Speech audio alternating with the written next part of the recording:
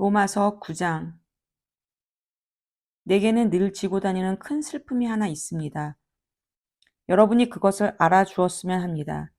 이는 내 마음 깊은 곳에 자리하는 큰 고통이며 나는 한 번도 거기서 벗어나 본 적이 없습니다. 이는 결코 과장이 아닙니다. 그리스도와 성령께서 나의 증인이십니다. 바로 이스라엘 백성에 관한 이야기입니다. 내가 메시아께 저주를 받더라도 그들이 그분께 복을 받을 수 있는 길이 있다면 나는 조금도 주저하지 않고 그렇게 하겠습니다. 그들은 내 동족입니다. 우리는 더불어 자랐습니다. 그들에게는 없는 것이 없었습니다. 동족, 영광, 언약, 계시, 예배, 약속들. 더욱이 그들은 메시아이신 그리스도께서 태어난 민족이기도 합니다. 그리스도는 모든 것을 다스리는 하나님이시며 영원히 그러하십니다. 하나님께서 뭔가 일을 제대로 못하신 것이 아니냐는 생각은 잠시라도 품지 마십시오. 문제의 발단은 많이 거슬러 올라갑니다. 혈통에 따른 이스라엘 사람이라고 해서 처음부터 다 영에 따른 이스라엘 사람인 것은 아니었습니다. 이스라엘 사람이라는 정체성을 부여해 준 것은 아브라함의 정자가 아니라 하나님의 약속이었습니다. 어떻게 기록되어 있는지 기억하십니까? 내 가문은 이삭을 통해서만 이어질 것이다 라고 되어 있지 않습니까? 다시 말해, 이스라엘 사람이라는 정체성은 결코 성행위를 통해 전달되고 인종적으로 결정되는 것이 아니라 하나님의 약속에 의해서 결정된다는 뜻입니다. 무슨 약속인지 기억하십니까? 내년 이맘때쯤 내가 다시 올 때에는 사라에게 아들이 있을 것이다 라는 말씀이었습니다.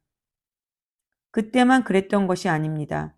리브가에게도 약속이 주어졌는데 출생의 순서보다 우선하는 약속이었습니다.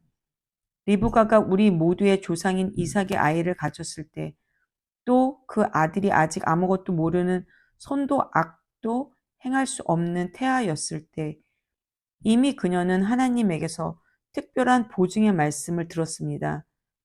이처럼 하나님께서 하신 일들을 살펴볼 때 우리가 분명히 알게 되는 것이 있습니다. 그분의 목적은 우리가 무엇을 하고 안 하고에 달려 있지 않습니다.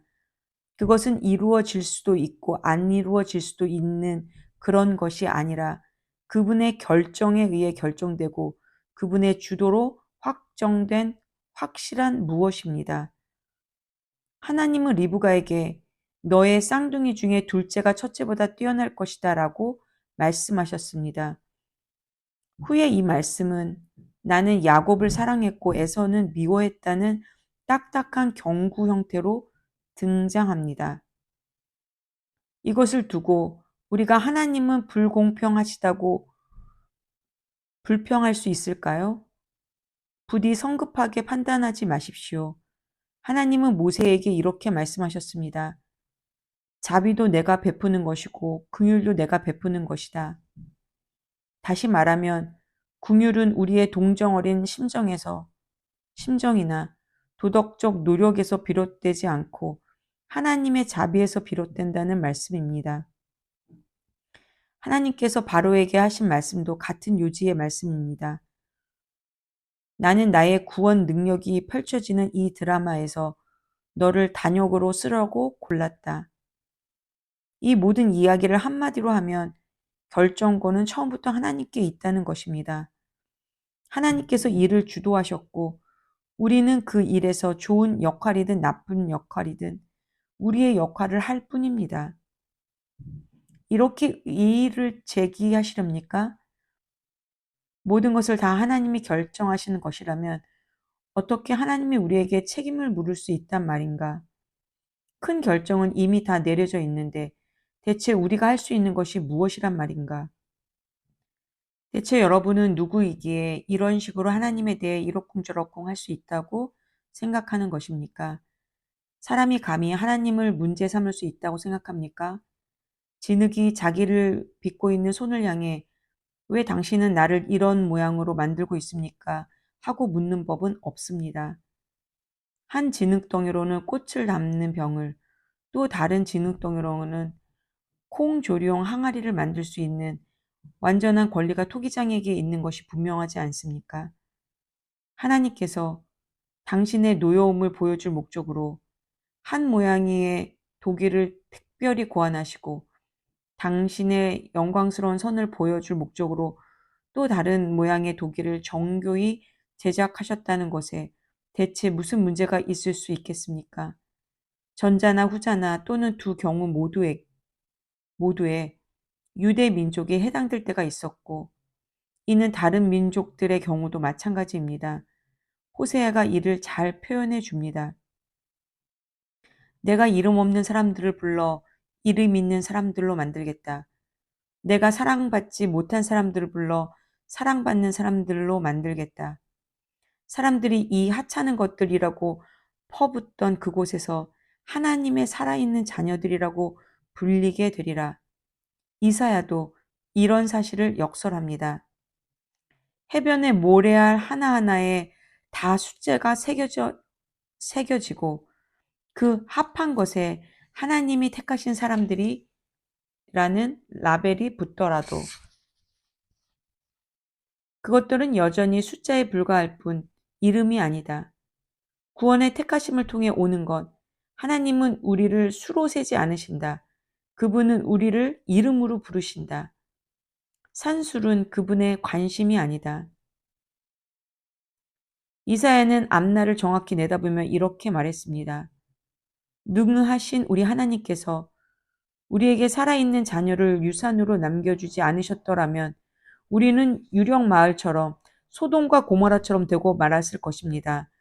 이것을 모두 종합해 보면 무슨 말입니까? 하나님께서 하고 계신 일에 관심 없어 보였던 사람들이 실제로는 하나님이 하고 계신 일, 곧 그들의 삶을 바로 세우시는 하나님의 일을 받아들였습니다. 그러나 하나님께서 하고 계신 일에 대해 읽고 이야기하는 일에 그토록 관심 많아 보였던 이스라엘은 결국 그것을 놓치고 말았습니다. 어떻게 그들이 그것을 놓칠 수 있었던 것일까요? 그들이 하나님을 신뢰하는 대신에 자기 자신을 앞세웠기 때문입니다. 그들은 자기들이 하고 있는 일에 푹 빠져 있었습니다. 그들은 자신들의 하나님 프로젝트에 너무도 푹 빠져 있어서 그만 바로 눈앞에 계신 하나님을 주목하지 못했습니다. 길 한복판에 우뚝 솟은 거대한 바위 같은 그분을 말입니다. 그들은 그분과 부닥쳤고 큰 대자로 쭉 뻗어버리고 말았습니다. 이번에도 이사야가 은유를 통해 이를 잘 표현해 줍니다. 조심하여라. 내가 시온산으로 가는 길에 큰 돌을 놓아두었다. 너희가 돌아갈 수 없는 돌을 두었다. 그런데 그 돌은 바로 나다. 그러므로 너희가 나를 찾고 있다면 길 가다 내게 걸려 넘어지지 않아야 비로소 나를 만나게 될 것이다. 아멘.